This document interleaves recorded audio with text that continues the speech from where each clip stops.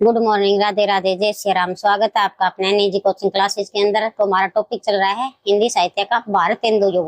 यानी भारतेंदु युग में हमने 3 कवियों के बारे में चर्चा कर ली है। जो आगे के कवि हैं उसके बारे में हम चर्चा करते हैं। आज सबसे पहले अंबिका दत्त व्यास, जो भारतेंदु युग का प्रसिद्ध कवि है।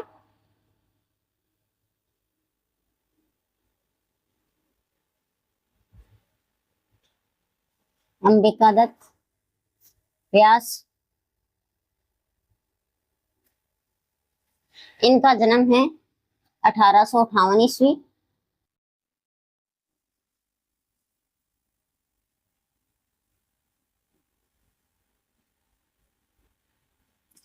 मृत्यु 1900 ईस्वी। और जन्म स्थान पूछा जाता है तो काशी है। जन्म स्थान काशी। अब इनकी प्रमुख रचनाएं देखते हैं कि कौन कौन सी प्रमुख रचनाएं हैं। प्रमुख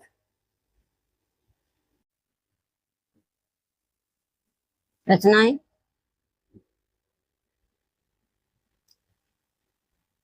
पावस पचासा,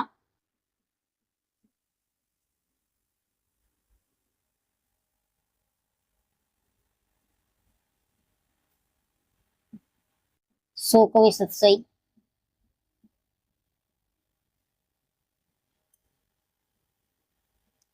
हो होरी,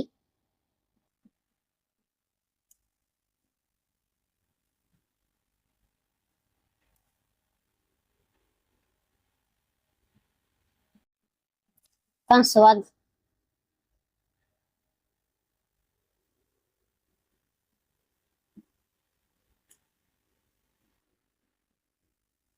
बिहारी बिहार,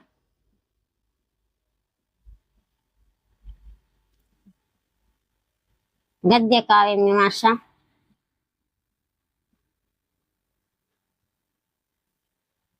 और अगली रचनाएं हैं इनकी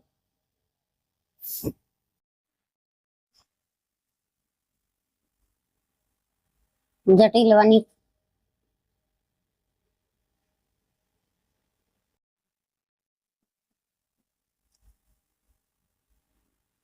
भारत धर्म,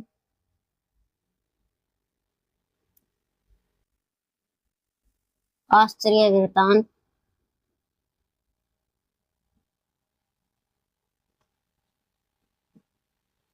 शिवराज विजयन। ये इनकी क्या है, प्रमुख है रचनाएं हैं। अब इनमें विशेष तथ्य देखते हैं। विशेष तथ्य,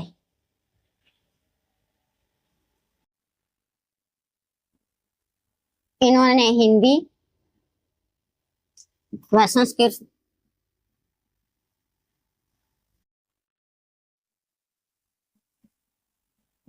दोनों भाषाओं पर अधिकार होने के कारण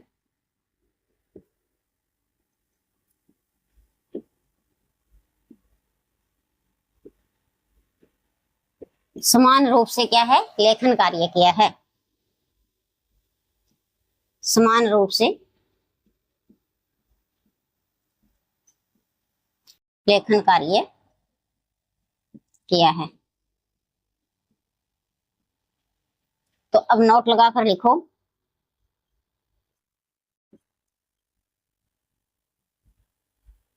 बिहारी बिहार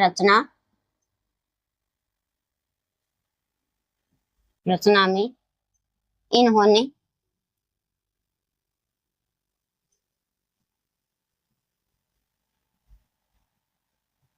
बिहारी दास द्वारा रचित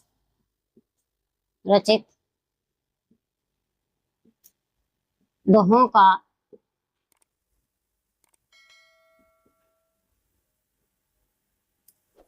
कुंडलियों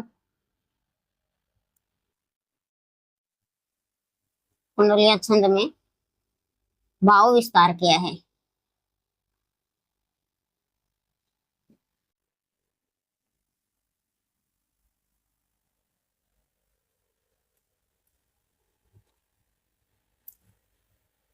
यानी अंबिका दत्त व्यास, इनका जन्म पूछा जाता है तो इनका जन्म है वो 1858 ईस्वी में है। और मृत्यु 1900 ईस्वी में है। जन्म स्थान काशी है।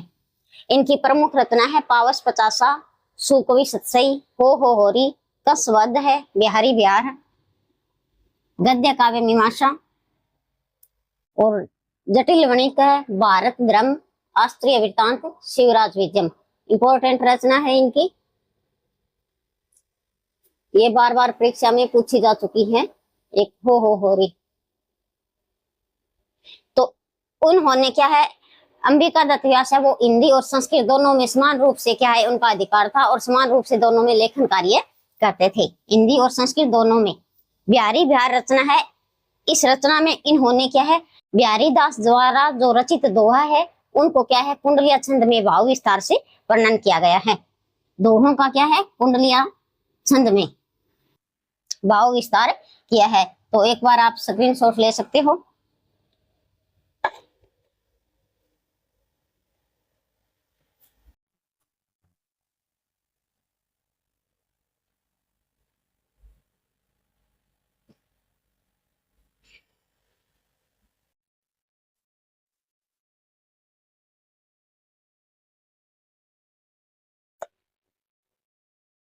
अब नोट लगा कर लिखो।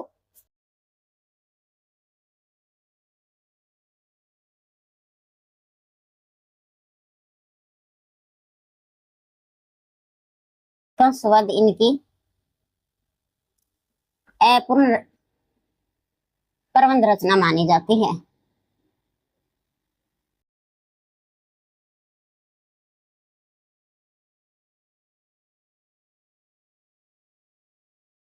और यह रचना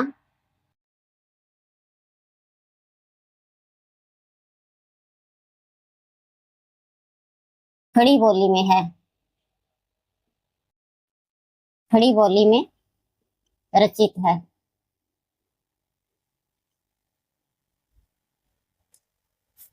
अब आगे लिखो नोट लगाकर। इन्होंने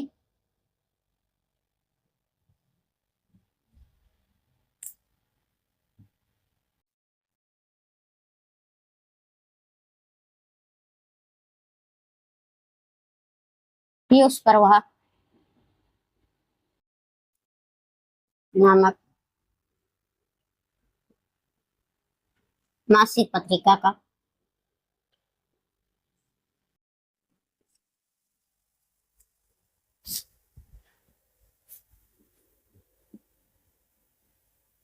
संपादन भी किया गया है।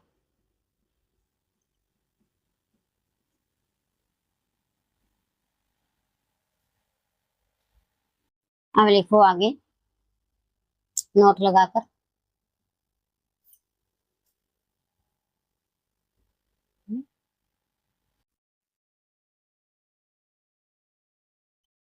शिवराज विजय रचना में इन्होंने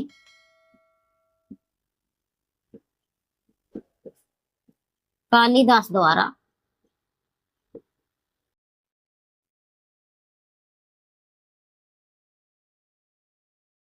रचना शैली का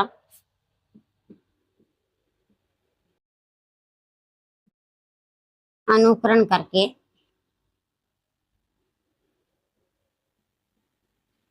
लिखी है, जिसके कारण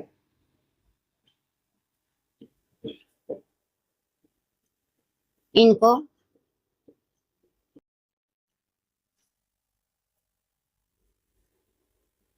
अभिनव अभिनववान के नाम से जाना जाता है।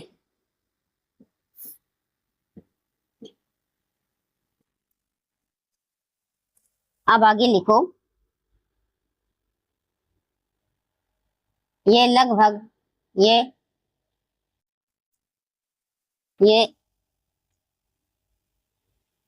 एक घंटे में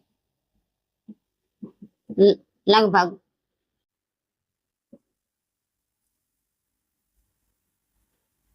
100 पदों या श्लोकों की रचना कर देते थे। जिसके कारण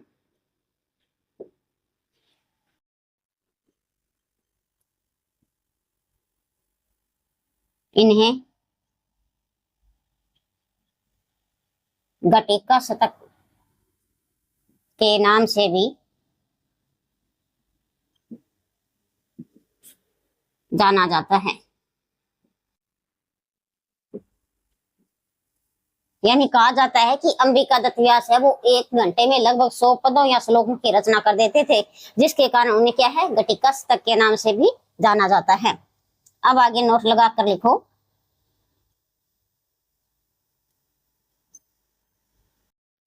कविता वर्धनी सभा काशी द्वारा इनको मात्र 12 वर्ष की अल्प आयु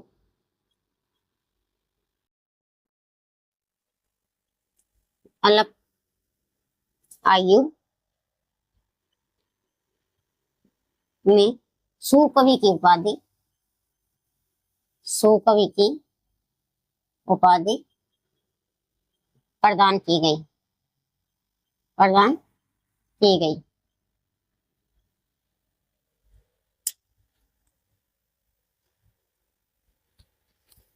यानी जो अंबिका दत्त व्यास की कंसवध रचना है, कौन सी रचना, कंसवध रचना, इनकी अपूर्ण प्रबंध रचना मानी जाती है। यह कैसी है, अपूर्ण भी है और प्रबंध है, और खड़ी बोली में यह रचना लिखी गई है। इन्होंने पीयूष पर्वा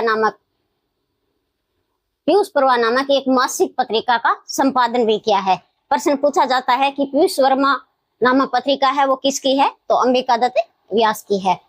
शिवराज विजय रचना में इन्होंने क्या है, कालिदास द्वारा रचना शैली का अनुकरण करके लिखी है, जिसके कारण इनको अभिनववान के नाम से जाना जाता है। प्रश्न पूछा जा सकता है कि भारतेंदु युग का ऐसा कौन सा कवि है जो अभिनववान के नाम से जाना जाता है, तो वो है अंबिका दत्त व्यास।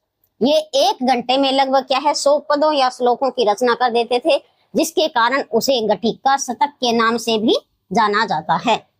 कविता वर्धनी सभा काशी द्वारा इनको मात्र 12 वर्ष की अल्पायु में सुकवि की उपाधि प्रदान की गई है। यानी प्रश्न पूछा जा सकता है कि सुकवि की उपाधि किसने प्रदान की थी, तो अंबिका दत्त व्यास ने की, और यह उपाधि किसने दी थी, कविता वर्धनी सभा के द्वारा भारतेंदु को दी गई है। क्योंकि कविता वर्धनी सभा की स्थापना किसने की थी, ये भारतेंदु ने की थी, और 1870 ईस्वी में ये स्थापना की थी, क्योंकि उस समय जो साहित्यकार थे उनकी समस्याओं का समाधान का उजागर करने के लिए इस सभ्यता की इसकी स्थापना की गई थी। इसकी कविता वर्धनी सभा की स्थापना की गई थी, और इसी के माध्यम से उसे सुकवि की उपाधि प्रदान की गई है।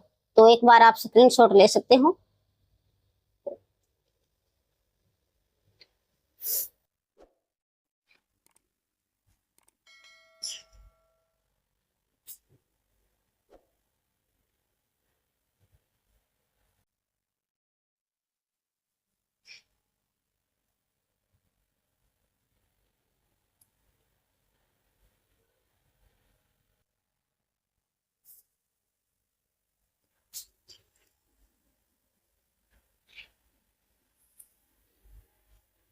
अगला कवि आता है राधा कृष्ण दास।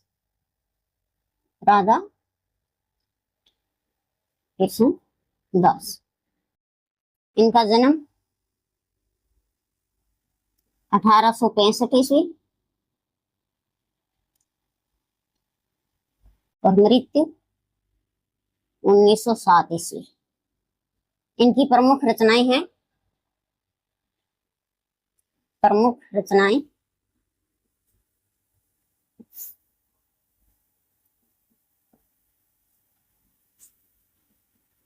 भारत 12मासा,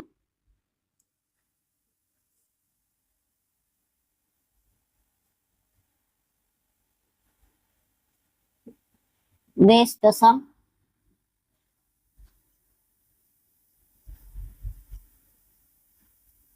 जुबली,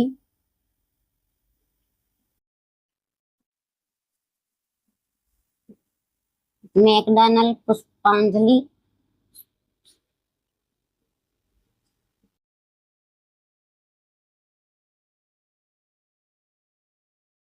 प्रताप विसर्जन,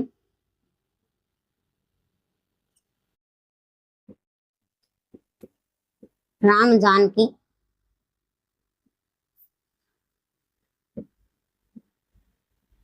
और विनय, रसखान, रहीम विलास है, रहीम विलास, ये इनकी क्या है, प्रमुख रचनाएं हैं।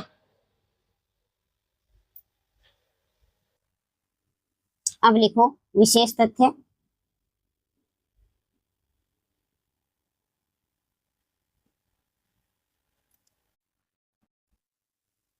रहीम विलास रचना, रहीम विलास रचना में इन्होंने रहीम दास जी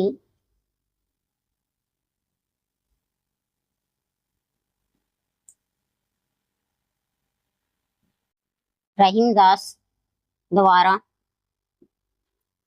रचित दोहों का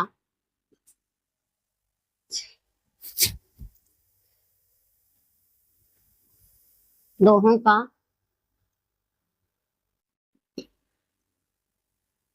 कुंडलिया छंद में भाव विलास किया गया है, भाव विस्तार किया गया है, भाव विस्तार किया गया है। रहीमन विलास है ये। अब आगे लिखो, इनके द्वारा रचित समस्त रचनाओं को, समस्त रचनाओं को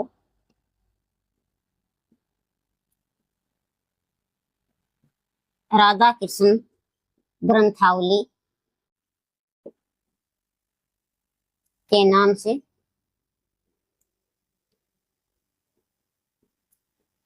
संपादित किया गया है,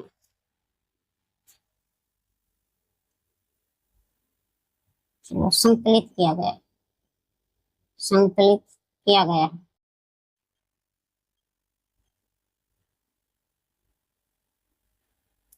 एक इनकी रचना और है, पृथ्वीराज प्राग, पृथ्वीराज प्राग प्रयाग, ये इनकी प्रमुख रचनाएं हैं। और ये क्या है, नोट लगा कर लिखो,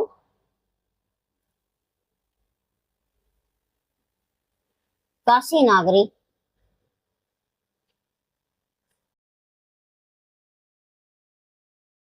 काशी नागरी प्रचारणी सभा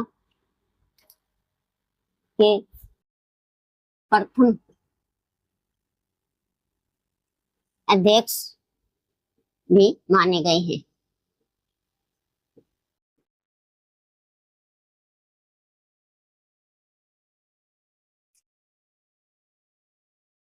यानी राधा कृष्ण दास, इनका जन्म पूछा जाता है तो इनका जन्म 1865 ईस्वी में और मृत्यु 1907 ईस्वी में। इनकी प्रमुख रचना है भारत बारहमासा, देश दशा, जुबली, यानी ये जुबली रचना है। इस रचना में क्या है, राजभक्ति का वर्णन किया गया है। मैकडॉनल्ड पुष्पांजलि है, प्रताप विसर्जन है, राम जानकी है, विनय है और रहीमन विलास है। एक है पृथ्वीराज प्रयाग रचना। और रहीमन यानी जो रहीमन दास रचना है, यानी इनकी रहीमन विलास रचना है। इन्होंने रहीम द्वारा रचित दोहों का कुंडलियों छंद में भाव विस्तार से वर्णन किया गया है। और इनके द्वारा रचित जो समस्त रचनाओं को क्या है, राधा कृष्ण ग्रंथावली के नाम से संकलित किया गया है। राधा कृष्ण ग्रंथावली के नाम से किसकी रचनाओं को संकलित किया गया है, राधा कृष्ण दास की। और ये क्या है, काशी नागरी प्रचारणी सभा के प्रथम अध्यक्ष भी उनको बनाया जा चुका है। किसको, राधा कृष्ण दास को। ये काशी नागरी प्रचारणी के प्रथम अध्यक्ष भी रह चुके हैं। इंपॉर्टेंट है, यहाँ से प्रश्न पूछा जा सकता है। और ये रचना भी इंपॉर्टेंट है इनकी। तो एक बार आप क्या है, स्क्रीनशॉट ले सकते हो।